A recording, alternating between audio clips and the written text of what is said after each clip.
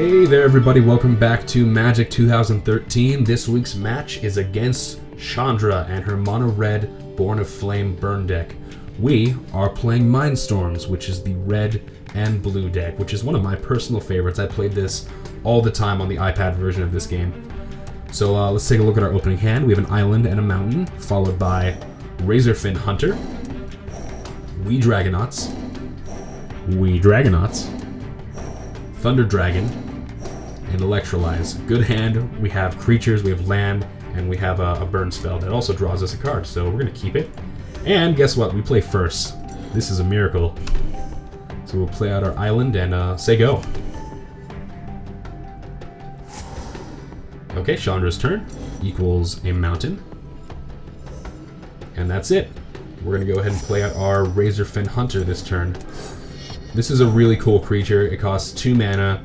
It's a 1/1, but it can tap and deal direct damage 1 to a target creature or player.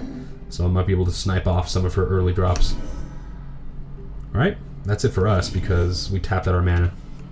End of our turn, Chandra's turn. Here comes another mountain. And the end of her turn. Okay, we draw into another island, which is our third land. Now we can play Wee Dragonauts, which we will be doing. Wee Dragonauts is a 1/3 flying creature that gets pumped +2 power whenever I cast an instant or sorcery spell. So here we go. Here it comes. And we're going to keep this untapped for now to respond to maybe like a Pyre Charger or something like that, but there's no guarantee that she'll play that. In fact, she may just be building up mana until she can burn our guys to death. So actually, I'm going to hit her for 1. So that ability resolves, and we'll continue to the end of our turn. Okay. No early land drop. She does have Flame Slash. I knew that was coming. Some sort of removal spell. This is going to deal 4 damage to target creature, which is going to be my Dragonauts, because they can get nasty. And they're going to go to the graveyard. Luckily, we have another Wee Dragonauts, because we're baller. Okay, Wee Dragonauts hits the field, and we'll hit her in the face again with the Razorfin Hunter. It's interesting. This is a Goblin Merfolk. Never heard of that, but the art certainly looks pretty cool. In fact, all the art in this game does. Look at this. Okay, enough of that. Alright, that's it. We have no combat phase, we have no attacking creatures because our Dragonauts are summoning sick. What do we got? Torchfiend. Torchfiend is a 2/1 creature for 2 mana. She can pay red, sacrifice the Torchfiend, and destroy an artifact. Really nice. It's a nice aggressive creature that is an added, I think, Oxidize. That was what the old card was called. Okay. So I think I'm going to Electrolyze and deal 2 damage, divided as I choose. And draw a card. This will pump up the Wee Dragonauts, make him a 3/3 in the air. So, I think I'm going to send Electrolyze all to the face. So Electrolyze is going to hit players and players. Okay, we draw another Electrolyze from that Electrolyze, so we can Electrolyze while we Electrolyze. And we're going to use Razorfin Hunter's ability to get rid of the Torchfiend. Creatures, Torchfiend. Alright, and then we're going to swing in. 4/3.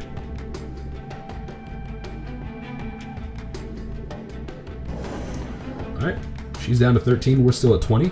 This is going pretty well for us. She appears to be a little bit mana screwed. She has 2 mountains to her name, now 3, so maybe she can start pulling some tricks out of the hat. We'll see what happens. Chandra's Phoenix.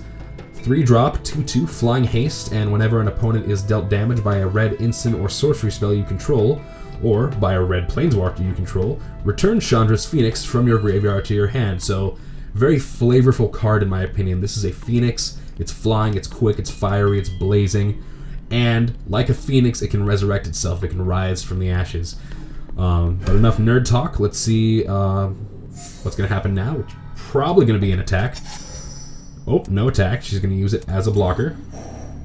We're going to Terramorphic Expanse. grab a second mountain, and electrolyze again. We drew another electrolyze off of our old electrolyze, so why don't we electrolyze that creature?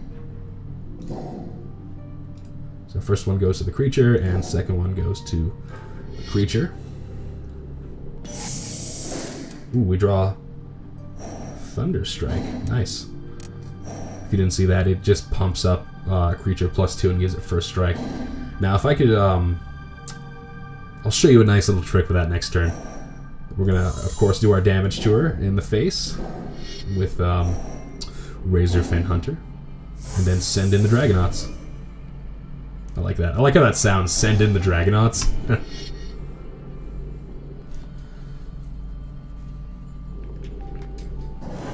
Alright, down to 9. So far this is an absolute curb stomp, so let's do something, Chandra. Let's have a bit more from you. I'm still at 20.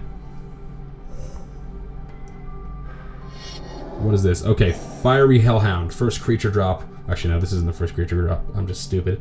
3-drop creature, 2/2, fire breathing. Excellent creature if I do say so myself. Alright. We draw into Mana Leak, which is a counter. Here's what we're going to do. Ping to the face. Followed by Thunderstrike on We Dragonauts.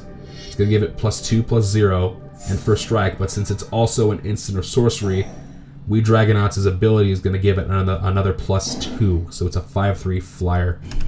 And we're going to go in for 5, bring her down to 3, and we might kill her next turn.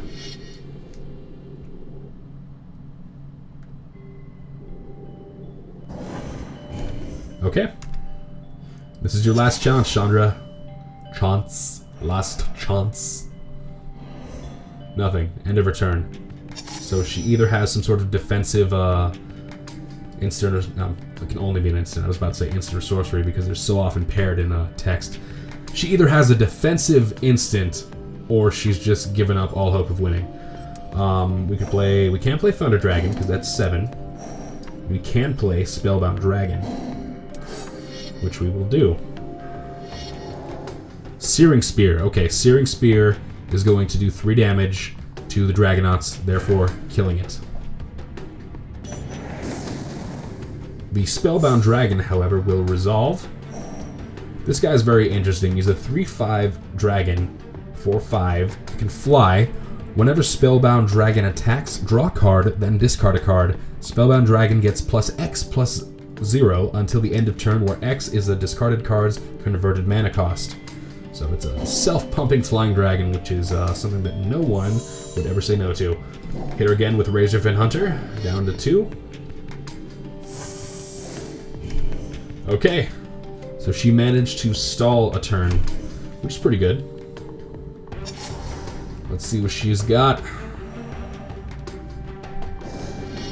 Okay, an attack for 2, which we won't be blocking because we're sitting pretty at 20 life. She's gonna Fire Breathe it up to a 3/2, hit us for 3. She has 2 mana available, which she will be using to play Raid of Embers. 1 damage to each creature and each player. So that's the end of our Razorfin Hunter. But she's down to 1. Okay. We'll play We Dragonauts. Alright. Here it is, the big finish, the big final swing to end Chandra, so check this out. Combat phase. Attack with the Spellbound Dragon. I'm going to discard Thunder Dragon, whose converted mana cost is 7, which will pump the Spellbound Dragon's power 7. 10/5 dragon coming in. And there goes the game, ladies and gentlemen. I really think that's the difference between a monocolored deck and a multicolored deck.